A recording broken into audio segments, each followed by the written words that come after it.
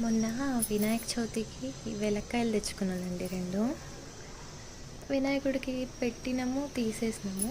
అంటే వినాయకుడు తీసేసిన తర్వాత అవి కూడా తీస్తాం కదా, అవి ఏం చేయాలో నాకు అర్థం కాలేదు. అయితే మా అమ్మ చెప్పేదనమాట, చిన్నప్పుడు చాలా ఇష్టంగా తినేవాళ్ళమని. సో ట్రై చేద్దామని నేను దాన్ని పగలగొట్టి సాల్ట్, కారం 2 వేసి తిని చూసిన. నిజం చెప్పాలంటే నా వల్ల కాలేదు. పుల్లగుంది, వగరుగుంది. అయినా సరే తప్పదు కదా, కట్ చేసిన తర్వాత పడేయలేమని. హెల్తీవి ఎట్లయినా సరే బాగుండవు, తిన్నా ఇంకా తప్పక. చూడండి షెల్ ఎంత గట్టిగా ఉందో. సుద్దతో పగలగొట్టిన దీన్ని హాఫ్ ఏమో ఉప్పు కారం వేసి తినేసిన ఎట్లో కట్ల కష్టపడి. ఇంకా మిగిలిన సగము బెల్లం వేసి, ఇంకో కాయ కూడా ఉండే కదా, దాన్ని 1.5 బెల్లం వేసి పేస్ట్ చేసి డబ్బాలో ఎత్తి పెట్టేసిన. అంటే స్వీట్గా బాగుంది, స్వీట్గా పుల్లగా ఇది బాగుంది టేస్ట్. రోజు కొంచెం ఎర్లీ మార్నింగ్ తింటే హెల్త్కి మంచిదంట. సో సరే అని దీన్ని ఫ్రిడ్జ్లో పెట్టేసిన తర్వాత ఇంకా ఖాళీది ఉంటుంది కదా,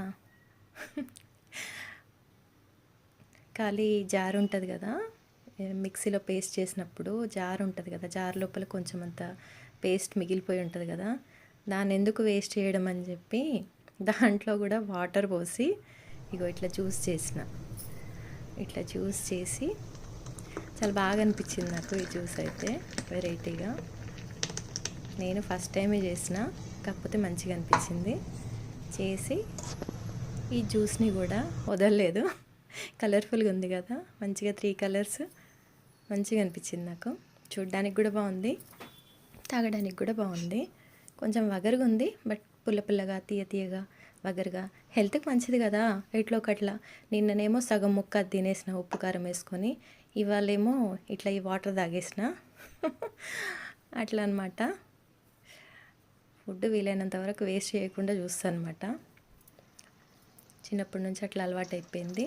ఎన్ని చేసినా ఫుడ్ కోసమే కదా, అందులో హెల్తీవి ఎట్లా వదిలేస్తాం. హెల్త్కి మంచిది కాదంటే దాన్ని ఎట్లో ఒకట్లా పక్కన పెట్టవచ్చు. ఇదైతే చాలా టేస్టీగా ఉంది, నాకు చాలా నచ్చింది, అందుకే ఫ్రిడ్జ్లో పెట్టేసుకున్నా.